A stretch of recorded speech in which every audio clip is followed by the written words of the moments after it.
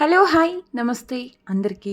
ఈరోజు మనం ఎంతో రుచికరమైన కాకరకాయ కూర తయారు చేద్దాం రండి. ఇది తీపి కారం పులుపుగా ఉండే సూపర్ కాంబినేషన్ అయిన రెసిపీ. ఇక్కడ నేను కాకరకాయలు అనేది హార్వెస్ట్ చేస్తున్నానండి. చూస్తుండొచ్చు కాకరకాయలు అనేది ఎంత బాగున్నాయో అని.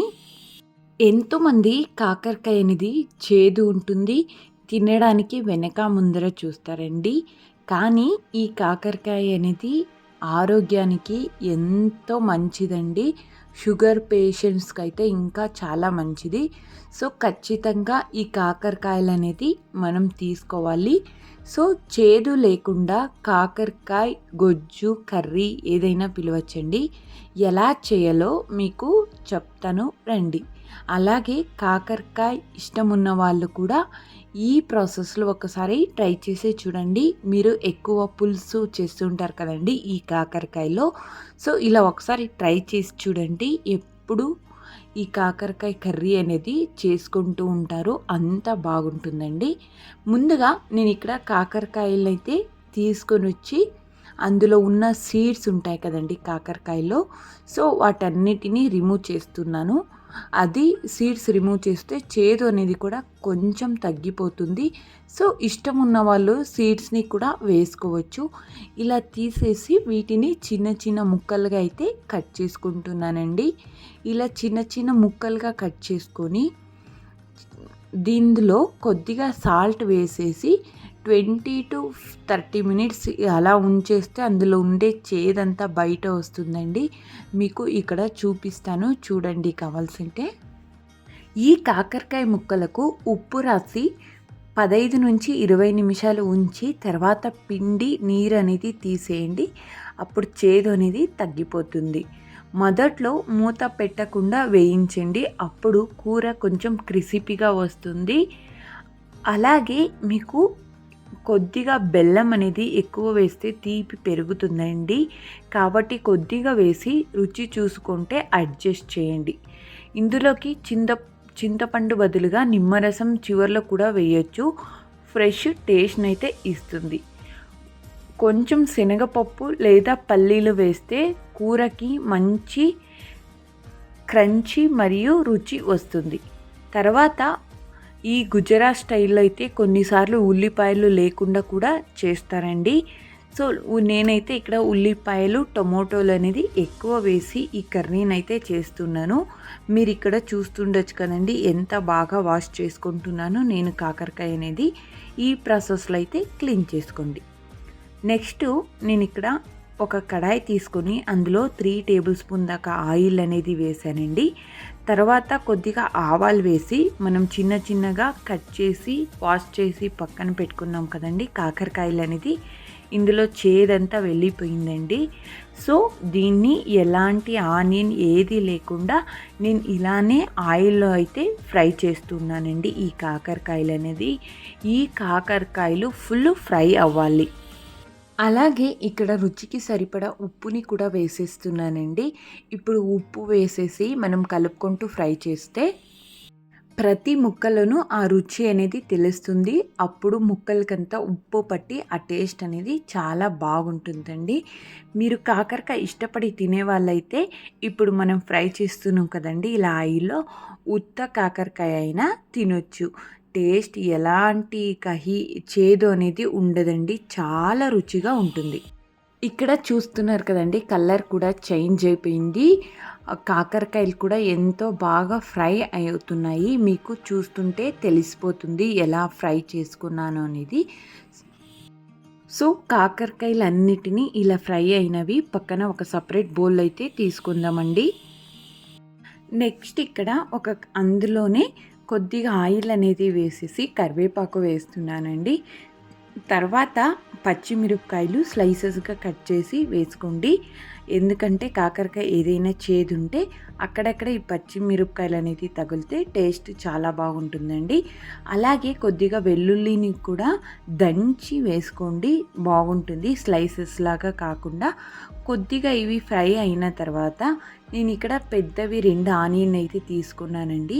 వాటిని చిన్న చిన్న ముక్కలుగా అయితే కట్ చేసి ఇందులోకి వేసి గోల్డెన్ బ్రౌన్ కలర్ వచ్చేంత వరకు ఫ్రై చేసుకుంటున్నాను. ఆనియన్ అనేది ఫ్రై అయ్యి పచ్చి వాసన వెళ్ళేంత వరకు ఫ్రై చేసుకోవాలి. అప్పుడే ఏ కూరైనా కూడా ఎంతో టేస్టీగా అనేది ఉంటుందండి. మనం వంట ఏ ఇంగ్రీడియంట్స్ వేసాము అని సగం ఉంటే మనం వండే విధానంలో కూడా సగం అనేది రుచి తెలుస్తుందండి. సో ఆనియన్ అనేది ఫ్రై అవ్వాలి బాగా. తర్వాత దీనికి కావాల్సిన ఒక మసాలా పౌడర్ని అయితే రెడీ చేసుకుందామండి. ఇక్కడ నేను వేరుశెనగల్ని ఫ్రై చేసి తీసుకున్నానండి. తర్వాత ఎండు కొబ్బరి ముక్కల్ని తీసుకుంటున్నాను. ఎండు కొబ్బరి ముక్కలు అలాగే వేరుశెనగల్ని పౌడర్ చేసుకుందాం. ఒక మిక్సీ జార్లో వేసి బ్లెండ్ చేసుకుందామండి. ఫైన్ పౌడర్ చేసుకోవాలి. అందులోకి కొద్దిగా దాల్చిన చెక్క అయితే వేస్తున్నాను, ఆ టేస్ట్ తగిలితే బాగుంటుందని. సో వీటిని ఇప్పుడు పౌడర్ చేసుకుందాం రండి. ఇక్కడ ఆనియన్ అనేది ఫ్రై అయిపోయినాయి కదండి. సో ఇప్పుడైతే టమోటోస్ని యాడ్ చేసేద్దాం. టమోటో యాడ్ చేసి అవి కొద్దిగా మెత్తబడేంత వరకు ఫ్రై చేసుకోవాలి. ఇలా మెత్తబడిన తర్వాత మనం ఇందులోకైతే మసాలాలు అనేది వేసుకోవాలి. మనం కాకరకాయకైతే సాల్ట్ వేసాం కదండి. సో ఇక్కడ మనం కర్రీకి మాత్రం ఇక్కడ ఉప్పు అనేది వేసుకోవాలండి. సో చూసుకొని సాల్ట్ అనేది రుచికి సరిపడా వేసుకోవాలి. ఇప్పుడు ఇందులోకి మసాలాస్ అనేది యాడ్ చేస్తే అప్పుడు ఆ టొమాటోస్కి అంతా బాగా పడుతుందండి. కూర కూడా చాలా రుచిగా ఉంటుంది. టొమాటోస్ అనేది కూడా మెత్తబడతాయి, అప్పుడు బాగా కలుపుకోవచ్చు. నేనైతే ఇక్కడ 2 టేబుల్ స్పూన్ దాకా కారం పొడినైతే యాడ్ చేస్తున్నానండి. 1.5 టేబుల్ స్పూన్ దాకా ధనియాల పొడినైతే యాడ్ చేస్తున్నానండి. ఇలా యాడ్ చేసుకున్న తర్వాత మంచిగా కలుపుకోవాలి. ఇలా కలుపుకున్న తర్వాత మనం కొద్దిగా ఎక్కువ డ్రైగా ఉంటే కొద్దిగా లిటిల్ బిట్ వాటర్ అనేది యాడ్ చేయాలండి. ఎక్కువగా వాటర్ యాడ్ చేయకూడదు.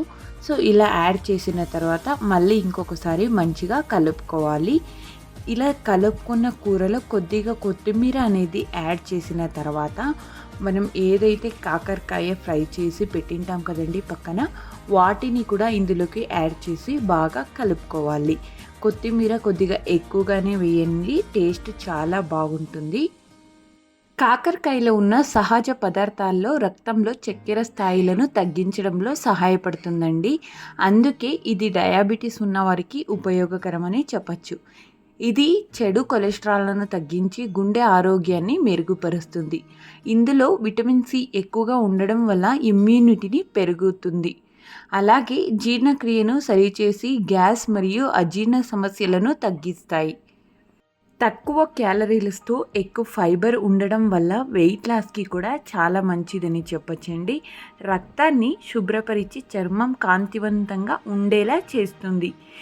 తర్వాత మనం ఎండు కొబ్బరిను అలాగే పల్లీల్ని పౌడర్ చేసి పెట్టుకున్నాం కదండి, దాన్ని ఇప్పుడు యాడ్ చేసేద్దాం. పల్లీలు అలాగే ఎండు కొబ్బరి అనేది కూడా హెల్త్కి చాలా మంచిది కదండి. సో ఇక్కడ యాడ్ చేసి మంచిగా కలుపుకుందామండి. కలుపుకొని 10 to 15 మినిట్స్ అయితే దీన్ని కొద్దిగా ఫ్రై చేసుకుందాం.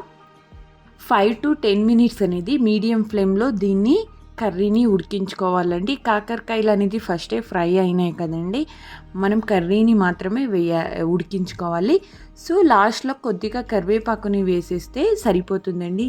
ఎంతో రుచికరమైన కాకరకాయ కర్రీ అనేది రెడీ అయిపోతుంది. ఇది చపాతీ, రొట్టె, రైస్కి కూడా మంచి కాంబినేషన్ అని చెప్పచ్చండి. కాకరకాయ ఇష్టం లేని వాళ్ళు ఇలా ఒకసారి ట్రై చేసి చూడండి, ఎంతో ఇష్టపడి అయితే తింటారు. చిన్న పిల్లల నుంచి పెద్దవాళ్ళ వరకు తింటారండి. ఇలా కర్రీస్ అంటే ఎంతోమందికి ఇష్టం కాబట్టి. సో ఇంతేనండి, ఎంతో రుచికరమైన కాకరకాయ కర్రీ అనేది రెడీ అయిపోయింది. మీకు నచ్చితే ఈ కర్రీ అనేది ఒక లైక్ కొట్టండి, షేర్ చేయండి, అలాగే సబ్స్క్రైబ్ చేయండి. ఇంకా మంచి హెల్తీ టేస్టీ రెసిపీల కోసం మా ఛానల్ని సబ్స్క్రైబ్ చేసుకోండి. Thank you for watching. ధన్యవాదాలు. మళ్ళీ ఇంకొక మంచి అండ్ హెల్తీ రెసిపీతో కలుద్దాం. Bye bye.